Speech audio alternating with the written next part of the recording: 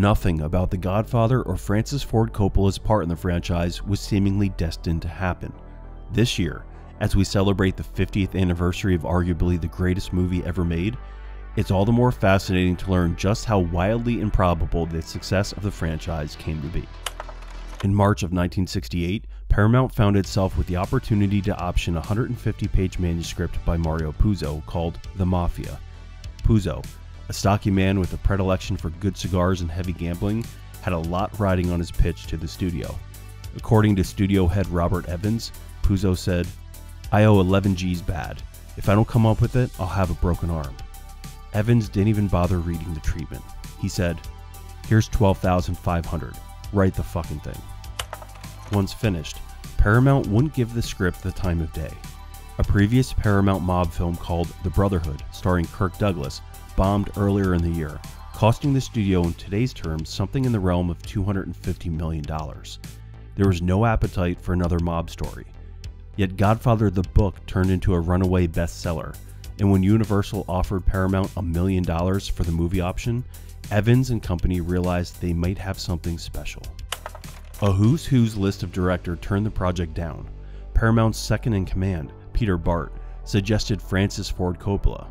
Evans hated the idea, saying, "The guy made 3 pictures, You're a Big Boy Now, Artsy Fartsy and No Business, Finian's Rainbow, a top Broadway musical he made into a disaster, and Rain People, which everyone rained on." Ironically, Bart was having an equally hard time convincing Coppola to sign on. The director thought of himself as an artist. The Godfather was Finian's Rainbow all over again. A big bestseller, someone else's material, and worse, material he thought beneath him. Recalls Coppola, "I was into the new wave and Fellini and, like all the kids my age, we wanted to make those kinds of films. So the book represented a whole kind of idea I was trying to avoid in my life." Yet similar to Puzo, Coppola was also in debt, only far worse. He owed $300,000 to Warner Brothers for his failed American Zoetrope venture, among others. After much haranguing, Bart finally got both sides to agree on moving forward with the picture. When I finally agreed to do it, it was because I began to become fascinated with it as a story of succession, the so-called story of a king with 3 sons. I don't know if I was able to verbalize so intelligently to someone, even to get back to Peter Bart, that I wanted to do it as a metaphor for capitalism. Ultimately, that's what it was. The story of Francis Coppola making The Godfather and all the obstacles that he encountered and how it almost didn't happen. It's been told in articles, it's been recounted in books, but it's worth remembering. They hire a guy to direct the movie.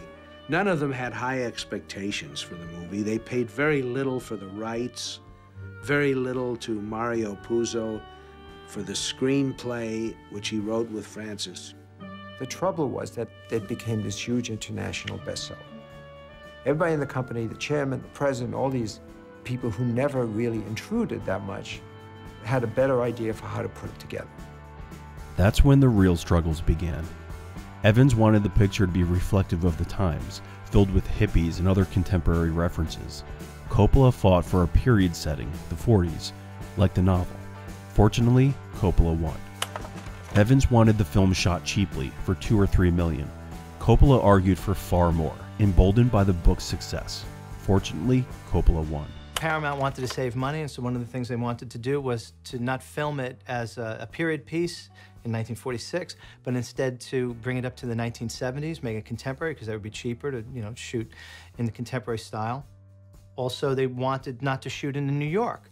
They wanted to shoot it in St. Louis because it would be cheaper. Again, Francis ran headlong into that maelstrom, which was quite a bit worse than any of us could have imagined. It was just simply a conflict between them wanting to do a kind of low-budget pop boiler, get it out, cash in on the popularity of the book, and Francis wanting to make something meaningful about Italian Americans and the mafia and, family. Evans wanted a classical leading man to star as Michael Corleone, angling for Robert Redford, Warren Beatty, Jack Nicholson, or even his friend Alain Delon. Coppola badly wanted Al Pacino, whom Evans referred to as that little dwarf. Fortunately, Coppola won. but the fiercest fighting over casting was levied over the patriarch himself, Don Corleone. Coppola wanted Marlon Brando, who was practically blacklisted at the studio. His antics while shooting Mutiny on the Bounty were legendary. Stubborn, irascible, and reputed to have given the clap to half the women on Tahiti. Worse, Brando's last picture, Burn, had flopped, and his career was seemingly at the edge of a precipice. Coppola took the fight above Evans' head to their overlords at Gulf and Western in New York City. The powers that be told Coppola that Brando would play Don Corleone over their dead body. It wasn't until they saw a screen test of Brando with Kleenex in his mouth and shoe polish in his hair that they finally relented. 4 months later, after all this tension, I ended up with my cast, Brando and Pacino, Coppola says. If I hadn't fought, I would have made a movie with Ernest Borgnine and Ryan O'Neal set in the 70s.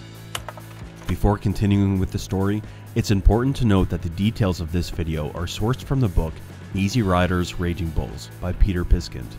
For any fan of the films of this era, those that are representative of the new Hollywood movement, such as Easy Rider, Godfather, The Last Picture Show, French Connection, Raging Bull, and so many more, the book is an absolute must-read and a great gift for any cinephile.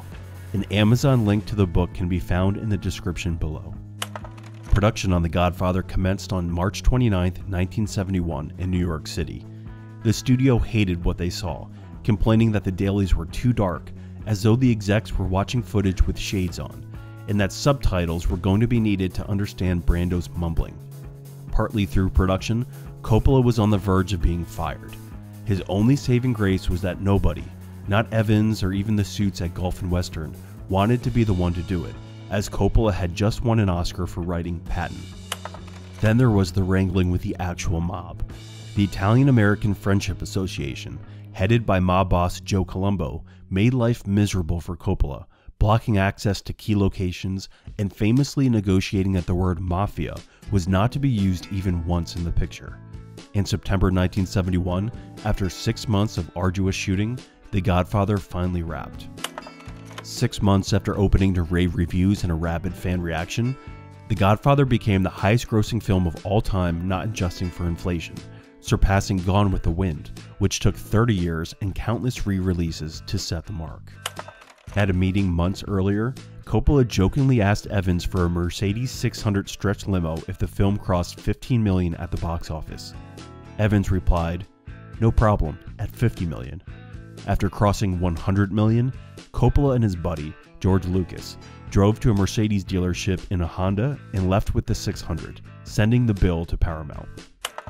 The 45th Academy Awards were held on March 27, 1973.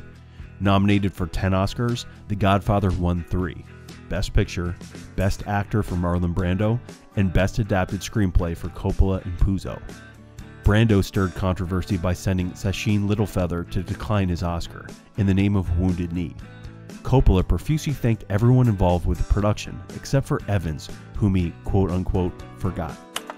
When it came time to begin production on the sequel, Coppola was adamant that directing it would be a lose-lose proposition. If it bombs, then people will look at the first Godfather and say it was all Brando, or whatever, he remarked.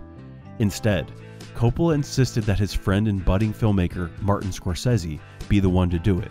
The studio, as expected, shot it down. Coppola was initially paid $60,000 to direct the first Godfather. On June 22, 1972, Coppola signed the deal to direct The Godfather Part 2.